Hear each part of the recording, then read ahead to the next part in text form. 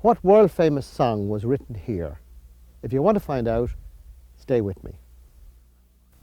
Simply Painting is underwritten by Winsor & Newton, makers of Cotman watercolors and paintbrushes, manufacturers of fine art materials since 1832.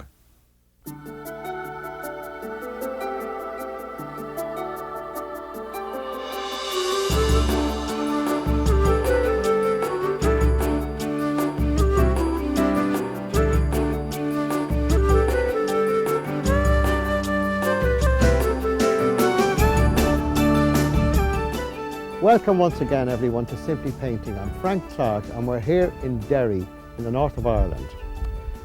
Behind me is Bennevina mountain, and just up the road from here it's said that the blind fiddler first played the London Derry Air to a girl called Jane Ross. She in turn put words to it and she sang it. Now this song has become one of the three most sung songs on earth. The other two are Happy Birthday to You and White Christmas. And what was the song called? It was called Danny Boy. Anyway, that's fine about the song. Let's talk about what we're going to do. We're going to paint this mountain. And I picked it because we've got the mountain on one side and we've got a beautiful little tree on the other side that offsets the picture. So we're going off to mix our colours and paint our picture, and you're going to join me in my studio, and perhaps while we're doing it we might sing Danny Boy. So let's go.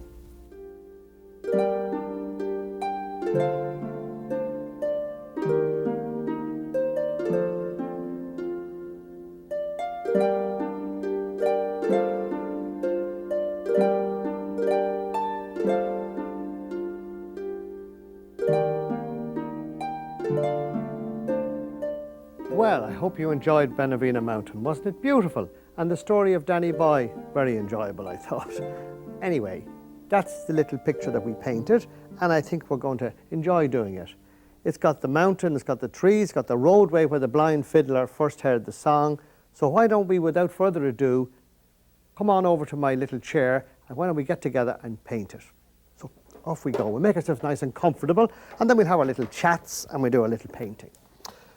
Right, but before we do that, as usual, we must always talk very quickly about the materials we're going to need to paint the picture. So off we go, and this time we need 5 of the colours, 5 of the 8, and they are lemon yellow, we have light red, we've ultramarine blue, we've raw sienna, and we've burnt umber. We will probably use our white gouache, and I have something else there which I'll tell you about in a moment.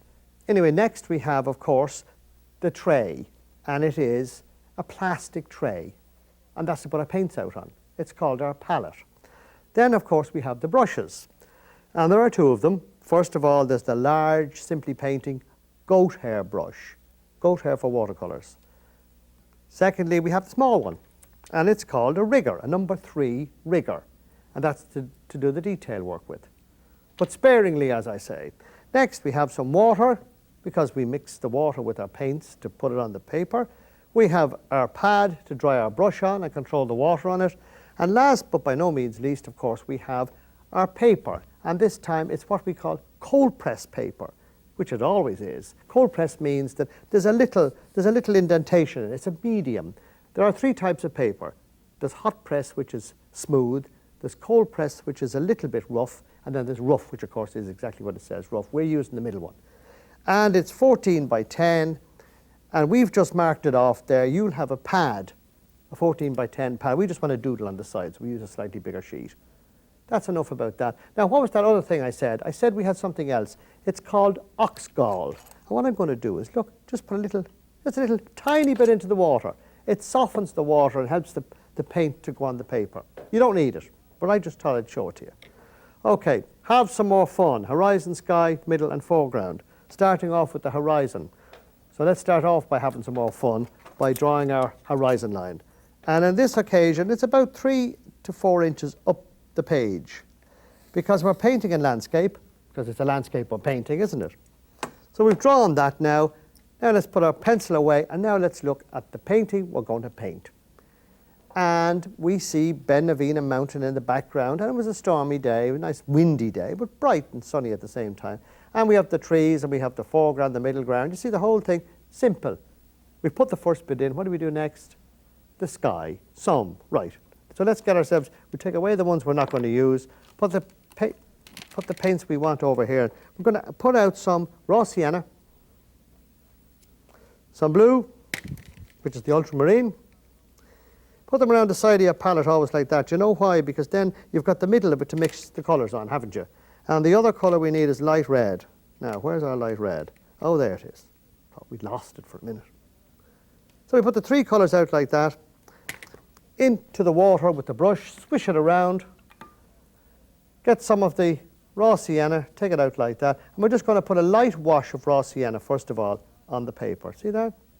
Starting from the top, work down. Now, if you think there's too much on, just add more water. There we go, look, right there. And we're going to stop about an inch from the horizon line. That's a little safety margin, isn't it? There's there. That's enough of that. Next, into the blue.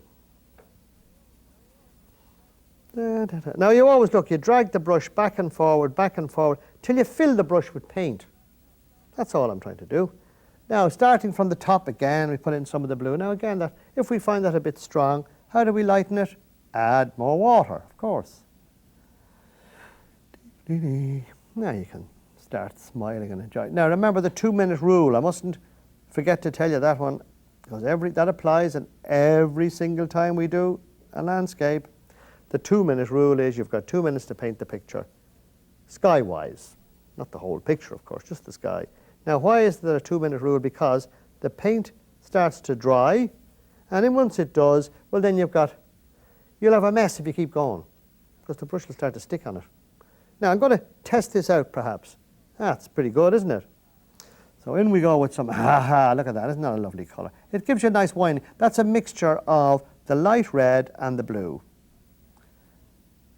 Now, go down a bit there. I don't think we need to go much more than that. The little wisps of sky, see that? It's going out there that way. It's blowing out towards the sea. The sea is out in that direction. It was lovely. That's where we did a beach scene, didn't we? I think that was out there by Port Rush, yes. Okay, we're ready to dry it. Quick hair dryer.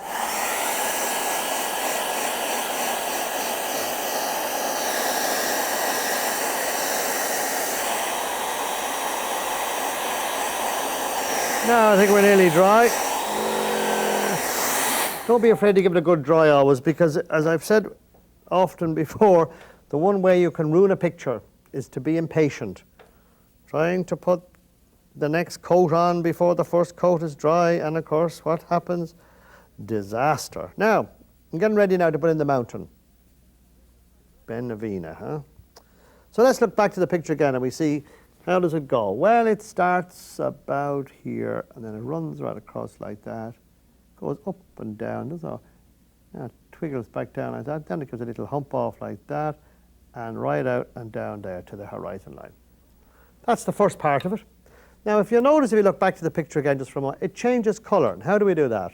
Well, we take some of the raw sienna and a tiny bit of the blue, mix the two together, and we get a kind of a bluey raw sienna-y look, if you like.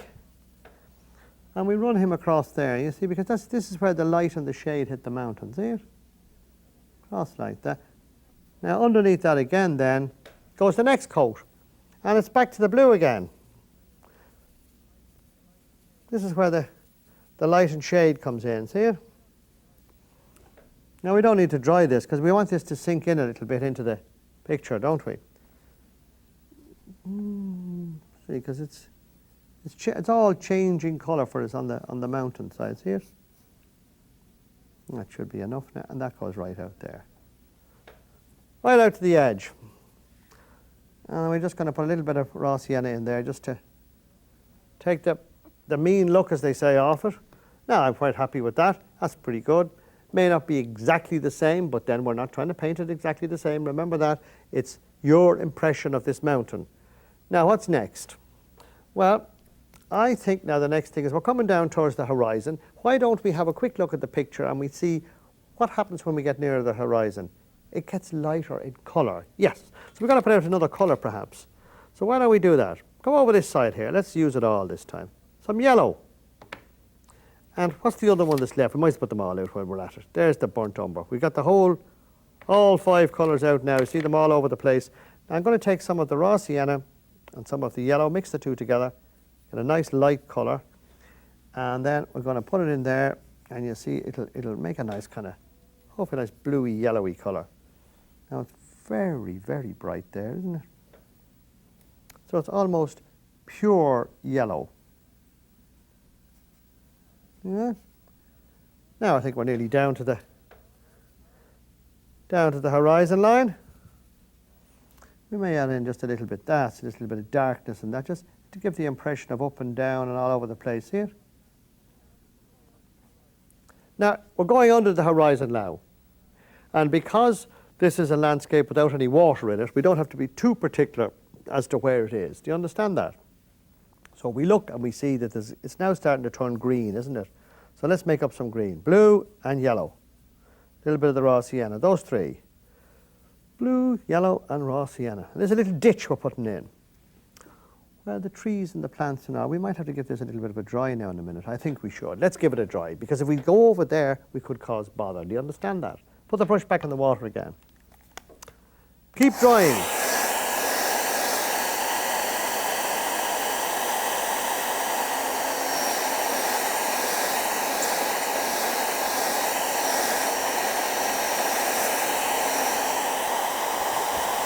I'm happy with that.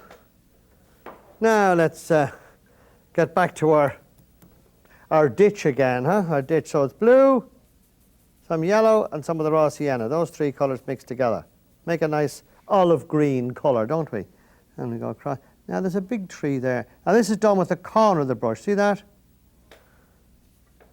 Corner, see? And then we go on again there. This is a nice little ditch, isn't it? I hope you're following me now. I hope you're doing this.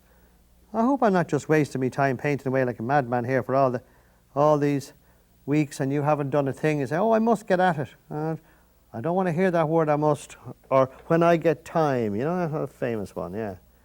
I hear that so often. Oh, I must now. I meet people, I say, well, how are you getting on with your painting? Well, you know, Frank, I really I must get a bit of time for it. I must try and do something. Oh, I think that's awful. No time like the present. Now, I'm putting in just a little. The ditch gets thicker and thinner. Not a nice ditch now. I'm kind of pleased with that ditch. Yes, that's ditch enough now. Brush in the water, swish it around, back out again. What's the next thing you do? What would you think now? Now, we're coming down.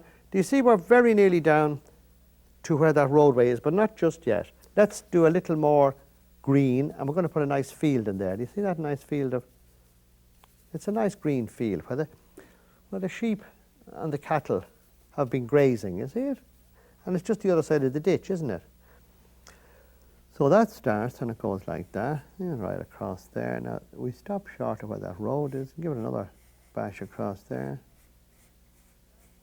And you see it's put in downward strokes and sideways strokes of the brush. See that?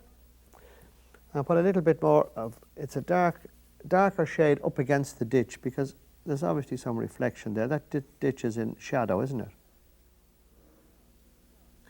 There we are. Now I think we're getting the idea. And one more little bit here, and then we look at the roadway.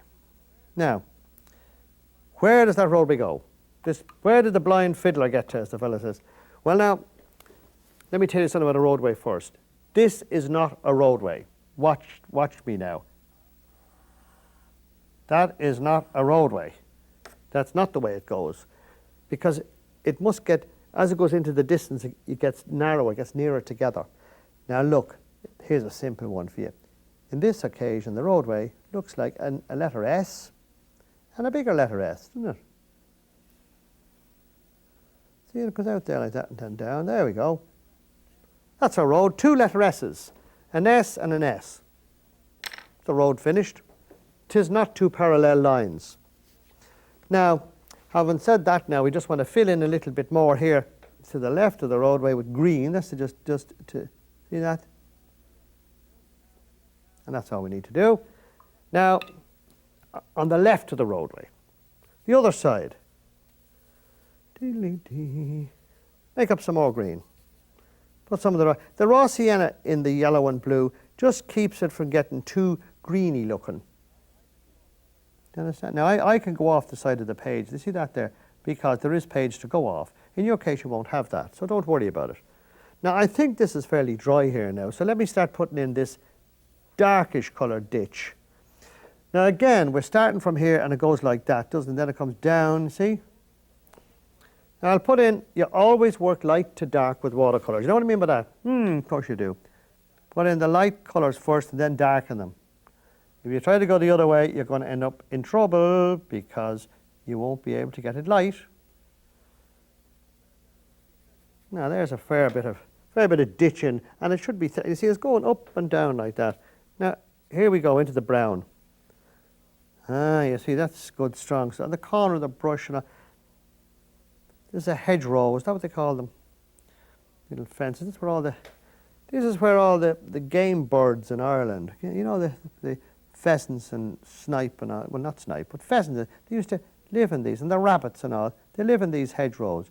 And it's awful to see they're disappearing now because, of course, farmers are becoming more efficient, and they find that leaving out these hedgerows, they gain some new land, you see. That's the whole thing. But now, of course, do you know what they found? That the hedgerows have a reason, because they save the winds and that from the crops. So they begin to put them back in again, I'm delighted to tell you. Yeah.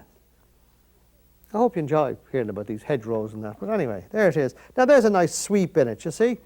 Now I'm going to put in this bottom bit here now. I'm going to change colour on it a little bit. You don't want it the same as the field. So let's have a look at the painting again. Yeah, well, it starts off fairly dark and then it gets very light, doesn't it? Yeah, so how do we do that? Look at this, this is the dark bit, and we start to lighten it. So we get some nice yellow, a little bit of the blue. So you bring it out there, come on, and good. That should be nice now. How's that? Absolutely lovely, isn't it? Very nice.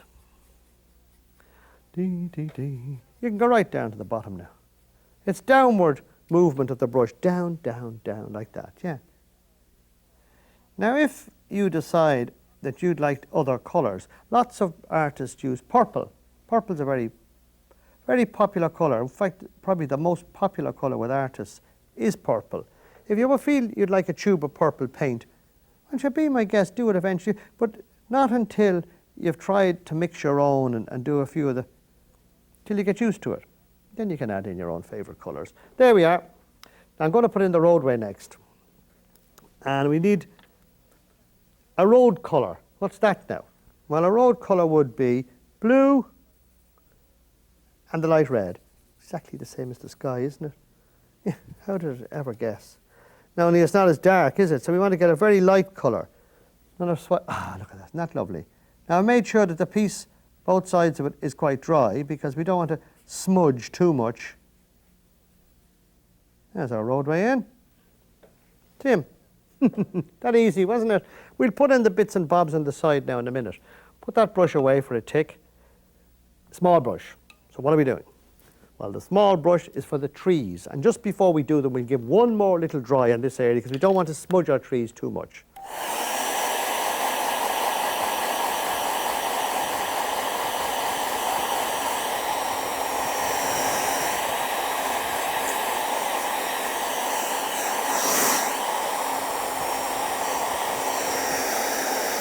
There we go.